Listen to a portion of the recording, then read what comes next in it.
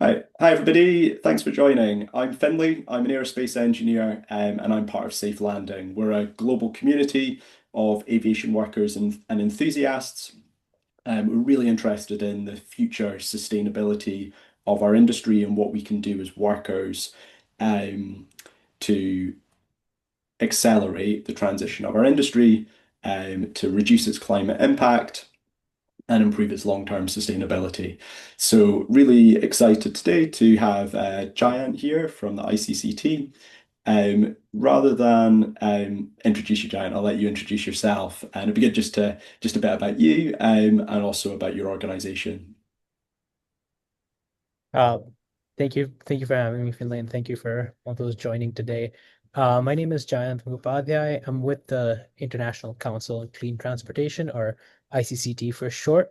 I'm a aerospace engineer by training, got my PhD uh, in multi-fidelity design optimization. Since then, have kind of pivoted a little bit to doing more climate research.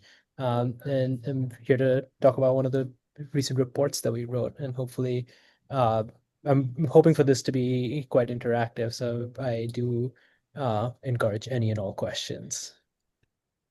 Yeah, thanks for being here. So yeah, what we'd like to get into is some of the details on your Aviation Vision 2050 report. So this is really interesting to us because obviously in our industry, you see it from airlines, from aerospace companies, from trade groups, and also from the government. We have these sort of net zero roadmaps that show us emissions with time. Usually they're net zero 2050, so that the objective is to get to net zero carbon emissions in 2050.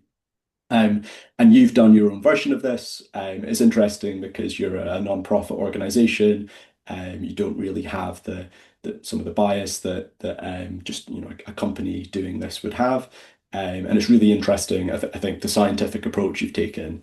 So, yeah, could you just explain a little bit about why you think some of the existing roadmaps, that kind of net zero by 2050 type thing, isn't quite adequate, and what you were attempting to do with your report when you set out in this analysis?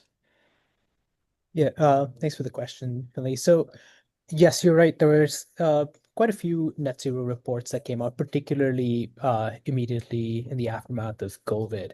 And a lot of those, including our own, actually completely ignored non-CO2 emissions uh, and their impact on the climate. So they are typically referring to net zero carbon emissions. And so our with this report, we want to expand that to include CO2 and non-CO2 emissions, and also thus expand sort of the mitigation activities that we include in our analysis. And particularly for us, for ICCT, our theory of change revolves almost completely around using policy to guide industry to the best decarbonization path.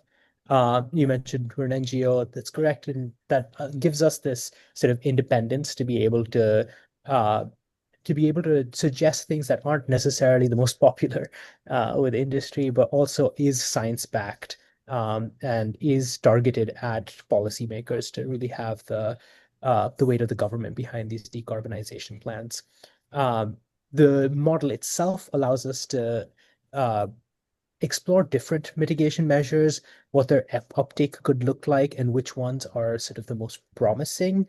And then we can guide policymakers along those lines. And another thing that we try and do that since this is an update to our previous report, is to try and hold industry accountable too. We have historical trends versus a current commitments scenario, kind of showing that the industry has made some progress since the peak of aviation in 2019, but there is, if you look at the report, there is a long way to go to really hit that climate neutral uh, state that we're trying to achieve for A aviation. larger course correction is required. Yeah, yeah. So, is it worth just explaining a little bit about non-CO2? I reckon most people will know about that, but just a few of the big hitters. Mhm. So aviation in burning fuel up in the atmosphere does not only produce CO2, it produces contrails, it produces NOx and ppm emissions. Each of these affects the climate in its own, using its own sort of set of physical and chemical reactions that happen up in the atmosphere. The most prominent of these is contrails, which are these thin linear clouds that can also spread out to be much larger cirrus clouds up in the atmosphere. Um, and those kind of act like a blanket, trapping heat that's being radiated out from the Earth's atmosphere. Um, and so these non-CO2 emissions are expected, and we calculate have contributed about as much as CO2, aviation produced CO2 has to climate change. So the typical budget that you think about of like 2% of human induced climate change being attributed to aviation, it's actually more like 4% because there is that 2% that was missing from the non-CO2 emissions. Yeah, and I guess like for example, I'm in the UK where CO2 from aviation is already 8%. So that kind of gives you an idea of maybe it might be 15% if you include the non-CO2 like contrails as well. Cool. Well, so something that's also quite different about the way that you've done your analysis, and I'll bring the graph up in a second so you can talk around it.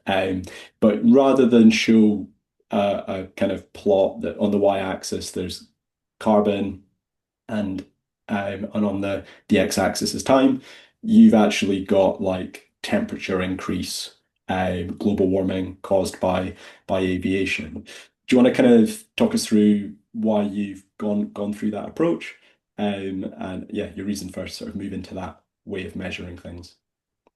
Yeah, it was quite a big shift. Everything that is all decarbonization efforts around the world are often measuring themselves against uh, carbon budgets. But really, what we are truly interested in, what global warming is doing, is increasing the global average temperature. And this is why even in the Paris Agreement, the targets are expressed as temperature change above pre-industrial levels rather than a certain gigaton of CO2 budget. And so by shifting from carbons and CO2 accounting to temperature, we're kind of sidestepping that additional uh, modeling of what a temperature budget looks like in carbon. It also allows us to do a couple of different things. It allows us uh, to calculate the cumulative effect of aviation over the past almost 80 years that it has since the dawn of the jet age. And it lets us accumulate all of the CO2 warming and the non-CO2 warming in one metric, and that's the temperature change. Uh, this lets us also, because we're now working in the same sort of units as the Paris Agreement and these, what we can do is measure how aviation is performing in comparison to the rest of the world uh, in decarbonizing. So what we can define what keeping pace with decarbonization around the world means. And these are some of the things that shifting to the temperature scale actually helps us do. It does require a lot of education, and maybe there's going to be more questions about this from Yeah. the Well, how about group as if well. I maybe if I show the graph that's from your report, so Mhm. share my screen. And this probably requires a little bit of talking around, Yeah. so people understand. So yeah, and I guess yeah, do you want to just sort of unpack this a little bit, what each of the colored lines are, and that might lead a bit into then like what your conclusions from the report were. Yeah, so it's a very dense plot, so I will take some time in explaining this. Yeah. On the x-axis, you kind of see the years. It starts in 1940, which is, like I said, the dawn of the jet age when jet engines became commonplace and commercial aviation started taking off. On the y-axis is the attributable warming, and this is in degrees Celsius. So this goes from 0 to 0.12. And just to put into a context, the Paris Climate Agreement was to keep warming well below 2 degrees, with 1.5 being an aspirational goal. Um, and so you see this increase in temperature steadily growing and exponentially increasing over the years because as CO2 is emitted, that CO2 stays in the atmosphere and continues to warm the atmosphere at an accelerating rate. Um, what we have there then is cut off at the historical warming at 2025. This is where we're at today, which is about 0.055 degrees, or Yeah. 0.058 degrees, sorry. Yeah. And that corresponds to roughly 4% of total human-induced climate change, which is on the order of 1.3 degrees right now. So Got we you. are only 0.2 degrees away from that 1.5 degree target already. Beyond that, you start seeing these different colored lines. These correspond to like sort of different scenarios. I mentioned an historical trend scenario. That's kind of the highest line up there with the blue reaching up to 0.11, about 1, 2 degrees of warming. That one is if we had done nothing um, Continue and exactly as kept, we are. Yeah. yeah, exactly, kept pace with pre-COVID growth. Uh, but in reality, we have had some progress with the Refuel EU mandates, SAF mandate in the UK, and a couple of other geographies that are really starting to act on reducing aviation emissions. That has been able to so far save us about zero point zero 0.01 degrees. But Still on a what we're pretty seeing, vertical upward trend. yeah, still Yeah. still on a very upward vertical trend, right? There's a lot more to be done. Um, and that's the red line.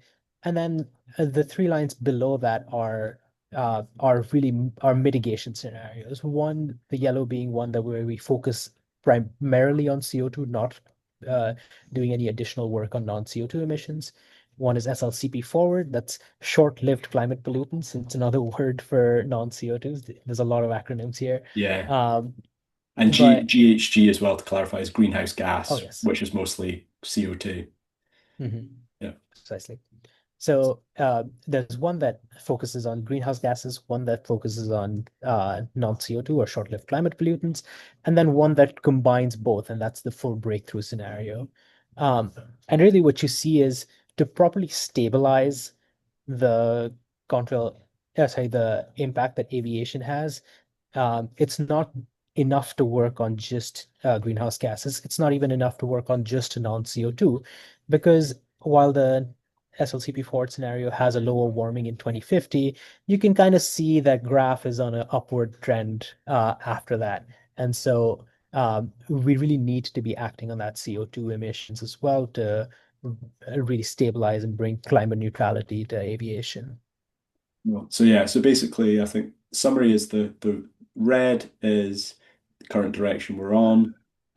The orange is if we go all out on carbon, so alternative fuels, more radical aircraft designs entering service, um, operational efficiency improvements, um, and then the but without any contrails, without any action on contrails. And then the turquoise is action just on contrails, but not additional action on carbon. And then the green is if we go sort of all out on both, and we can bend the curve. Cool. So what would you say are your sort of main conclusions from the report then that you'd like to articulate to everybody? I can close this for a minute so we don't distract ourselves for now. Yes.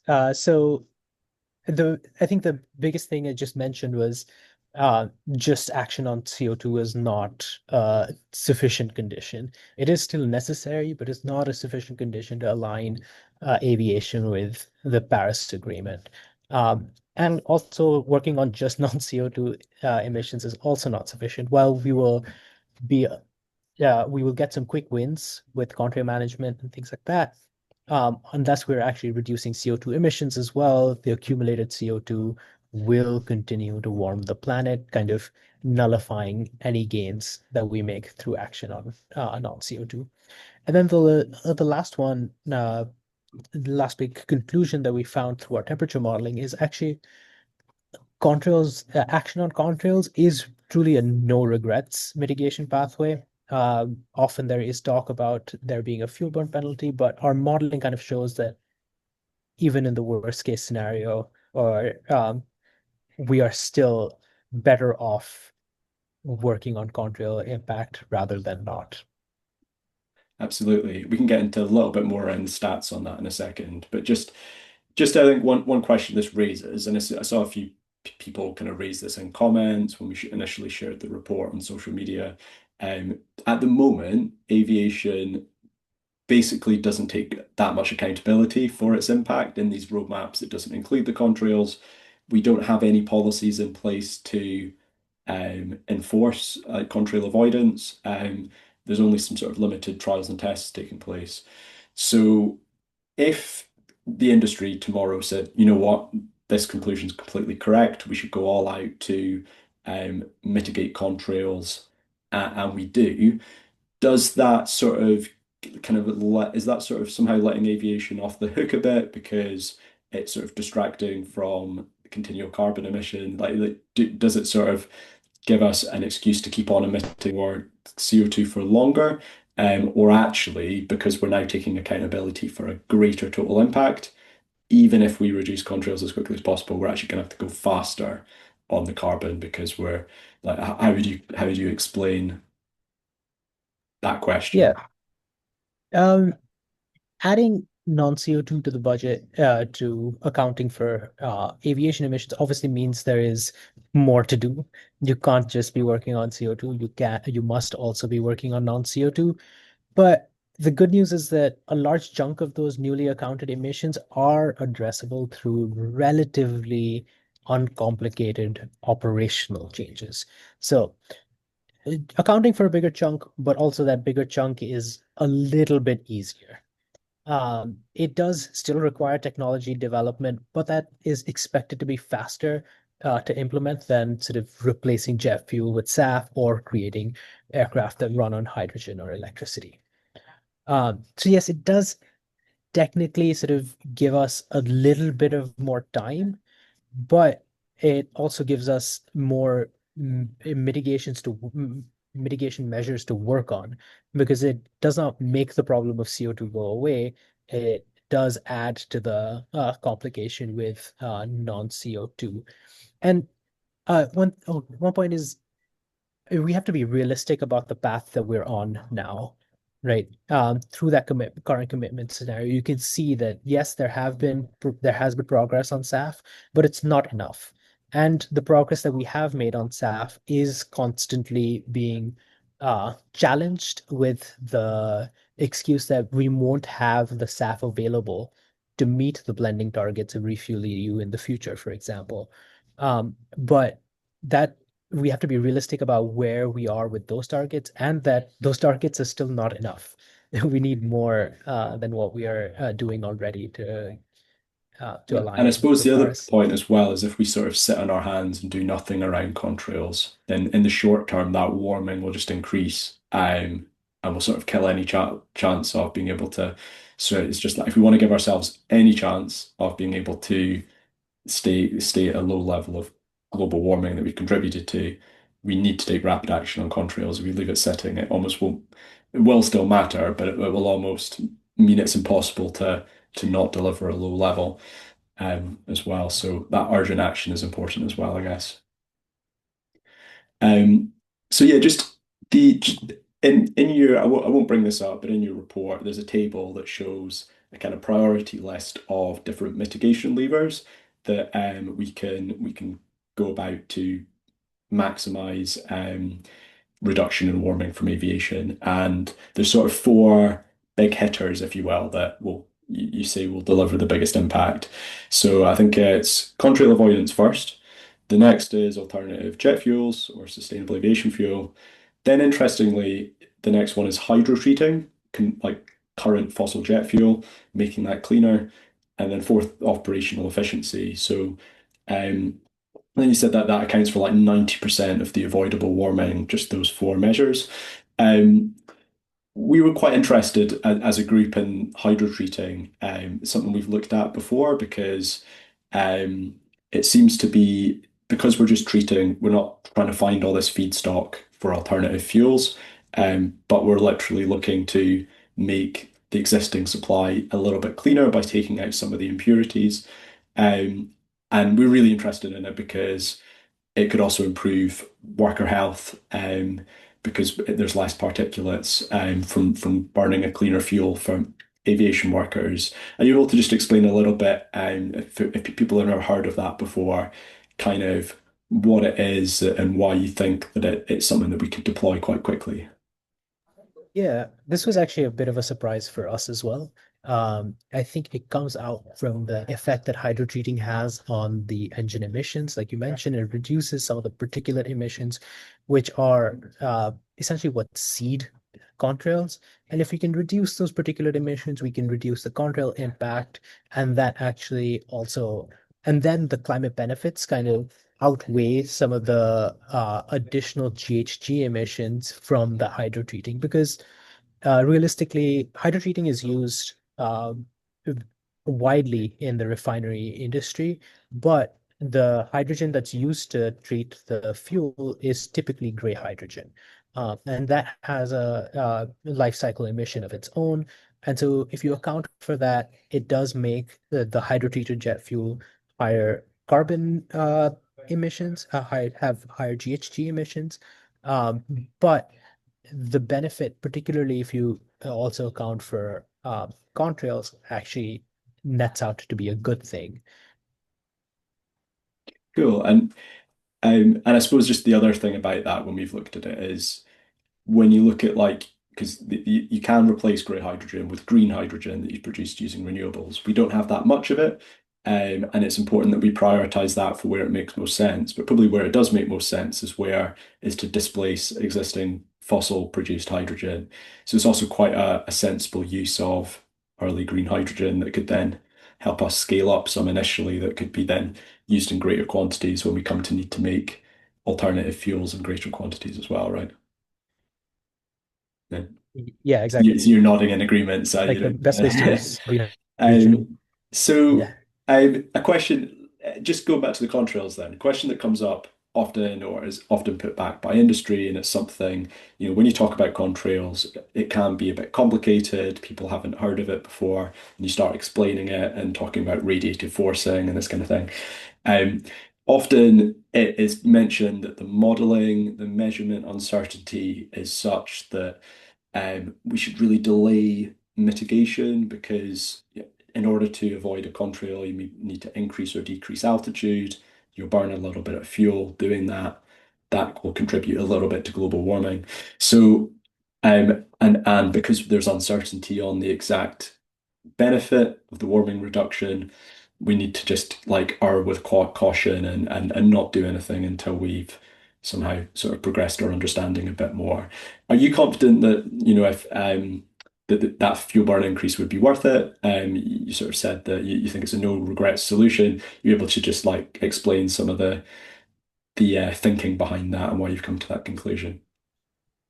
Yeah. So it's often a refrain you'll hear is that the impacts are uncertain. And one thing that we do know is that the impact is warming. The uncertainty comes in sort of the magnitude of the impact. And pretty, we handle uncertainty in aviation kind of every day with convective weather events, with turbulence. It's a well-established field, and really we know how to handle it within the aviation industry as well. Uh, I did mention that contrails is a no regrets solution. That can sound like a very strong term if you are aware of the uncertainty conversation around contrails. But the climate benefits of contrail avoidance, according to our analysis, outweigh the cost by 33 to 1. So, and that's our best estimate. And there is uncertainty associated with it, and this is going to get a little statistical, but with uncertainty, you kind of That's have all right. to, yeah. Hit us with it. But yeah, there is a greater than 97.5% likelihood, or you could call that extremely likely. That's what the IPCC uses. So that's like official um, climate research terminology. It is extremely likely that the climate benefit outweighs the climate cost by more than 10 to 1. And so that's the way we come to that number is by assuming that the contrail warming impact is actually on the lowest end of our 95% confidence interval. And even with that sort of that level of that lower level of warming, acting on contrails and burning that extra fuel to avoid the contrail will still bring a 10 times greater benefit than the cost. And it's a little bit hard to understand. And I think the best way I have sort of explained it to myself is you think about sort of life cycle emissions of SAF, which something that you're maybe a little bit more familiar of about. Those typically you have to be lower than a certain threshold in to qualify as SAF. For CORSIA, which is the ICAO uh, Yeah, fuel standard. the fuel standard, for that, you just need to get a 15% reduction in the climate impact to qualify. Um, Whereas here you're saying a 10 to 1 uh, climate benefit to cost. So that's like a 90% reduction in the climate impact. So it is significantly better, even in the worst, well, the best case scenario for the environment, which is low control warming. Um, and so that's why we call it a no regrets solution. Yeah. And the other thing is, you know, often it feels like we're delaying actually going out and trying some of this stuff. As you say, like trying probably will result in 98% of the time in a positive result. But in order to get better at it and improve your skill and capability, you need to actually, if that is the argument, we don't know enough, then it's all the reason to urgently go and do the trials and tests. So yeah, speaking as an aviation worker, it was a bit frustrating when we seem to be sitting on our hands a bit rather than going out and improving our understanding by actually doing something. So that's good to hear that we can advocate for that sort of thing and where we can be supremely confident that it should result in a good thing. So the other thing that's really interesting here is there's a diagram in your report. I'll bring it up in a second, but it shows contrail warming around the globe. And it's not evenly distributed. You can see it's really concentrated in some regions of the world. Um, I've just a little line from the report as well. It says, just looking at Europe and North America, that 64% of the effective warming from contrails is focused on that area. So I'll show the diagram, but I guess your conclusion here that actually we don't need to sort of wait for necessarily an agreement between every single country in the world, or wait for every country in South America or Africa or whatever to understand this, but actually there is there's particular areas of the world and particular times of day and particular types of flights that we can kind of narrow down on and maybe focus on 5% of flights first, where we can have like a big bang per buck by investigating this. You're on mute, Giant. Yeah, sorry. That's right. Um, that's the first time this happened this whole call. I'm very that's a win for me. Um, So some of the concentrations that you see are purely differences in the level of air traffic, right? You expect to have the most air traffic over Europe, over the US. And so some of that can be attributed to just high levels of traffic, but some of it is attributed to sort of macro Earth scale weather patterns. So the two in particular is uh, so contrail conducive areas typically occur at the edge of the troposphere and the stratosphere. And there is most overlap with this region and cruise altitudes at higher latitudes. So in the 50 Over degrees lower. and up. Yeah, exactly. And so then there is a greater incidence of those conducive areas and flights actually flying through that area in those higher latitudes. Another phenomenon, you'll see a slight concentration over the equator as well, the most visible in the Southeast Asia, but also in these flights going from Brazil up north. So that's another area, and that's because of this weather phenomenon called the Hadley cell that results in a more humid upper atmosphere near the equator than the subtropics. So if you look at the part like where you expect the Sahara Desert to be and kind of Yeah. actually even overlapping with India, for the level of aviation activity in India, you actually have lower incidence of contrails because the air is drier in those areas. So there is some sort of just geographic relation to where contrails happen and uh, where the impact is. It so happens that a lot of the areas are um, above relatively well-developed economies. In fact, about 75% of the contrail warming can be attributed to high-income countries, to flights leaving high-income countries. So there is definitely a differentiated responsibility just purely based on the physics of the situation. And it's quite a nice conclusion because if you think about what it might cost a bit of money to go and do the trials and testing, and also there's an element of you need the capability. But if you look at North America, Europe in particular, like that's where a lot of the aviation skill base is, Airbus and Boeing and other companies, and people that are leading the way. So it feels like, do you think, and yeah, it's quite interesting even when you talk about sort of Southeast Asia, it's the routes to Singapore and up to Japan, that sort of wealthier countries that there's a kind of good correlation between the people that can afford to do something and also the people that are most responsible.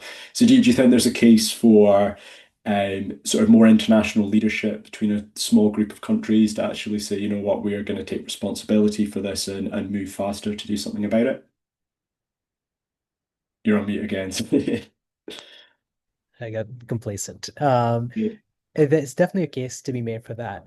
And in particular, like if you see the North Atlantic, that is an area that is ripe for cooperation because a lot of that airspace is controlled by just the UK and Canada. It is there is a very structured, organized track system that tells airplanes and airlines where to route their traffic through, and it is over the ocean, so it makes it a little bit more challenging to do uh, contrail avoidance that is happening, what we call tactical contrail avoidance, avoidance that's happening during the flight itself.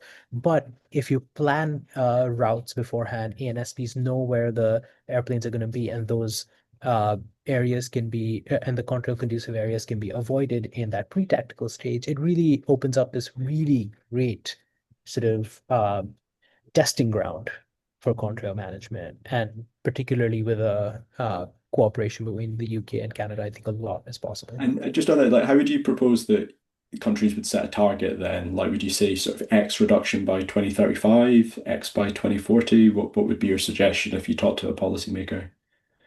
Yeah, so we know that there's some technology development that's still required, right? You do want to test these things out. We're in 2025 now. We think that roughly 5 to 7 years worth of technology development is warranted before we start taking this to a global scale. And then what we in our modeling suggest is really only assume high income countries and upper middle income countries implement contrail avoidance, with the high income countries rolling it out on average 5 years earlier than upper middle income countries. So again, having that differentiated responsibility. And in ours, we do say that about 15% of reduction is possible in 2035. Um, and because of the differentiated responsibility, it's actually 20% from high income countries. So uh, flights departing high income countries would have to avoid 20% of that contrail warming in 2035, and that increases to 90% in 2050. Um, and I think and this is again just based on action from countries that are considered high income or upper middle income countries. Cool. So just in the interest of time, just final question before we open the floor to other people. We are obviously a group for aviation workers and enthusiasts and students. So if there's workers here that are in an airline or an aerospace company, what do you think they can do to sort of help progress this within their role? Yeah, we've actually learned this in our involvement with some of these flight trials, is that individuals can actually have a pretty outsized impact, particularly at this stage. So if you work for an airline that is doing contrail flight demonstrations, volunteer to be a part of that. There is an incredible amount of uh, responsibility that can be laid on you, and you can actually have an impact, particularly in this sort of initial experimental stage. Similarly, if you work for an air traffic control, if you have airlines that are doing contrail sensitive routing, um, if you can if you can facilitate that in any way, that is incredible. And I know, Finley, you'd mentioned about opportunities to raise awarenesses within companies. Yeah. Yeah, well, just hearing about a few of the initial trials, like I know Flight Keys did a trial with TUI in Germany, and they mentioned that there was a bit about awareness, with both air traffic control and pilots, so that because when these requests come in, like a request to change the flight level of the flight, pilots can say, "Oh, I don't actually want to do that," and overrule it, and so I think partly, if it is happening, like encouraging people to be engaged with it and helping educate people. Where we come in as well is like if you want to talk to someone more senior in your organization, maybe someone that's in the sustainability team or CEO even, if you have a conversation with anyone and you want to encourage your company to do more on this, even if it's just raising awareness by putting something on the website or thinking about what their policy advocacy could be if they ever talk to government, which we know our companies do. We can help you like through that because we've got different people in different companies that have experience of that. So yeah, please get in touch. Very happy to support you doing that and to connect you with experts like Jayant and others that we've talked to in the past. So yeah, thanks for that. I'll stop the recording now.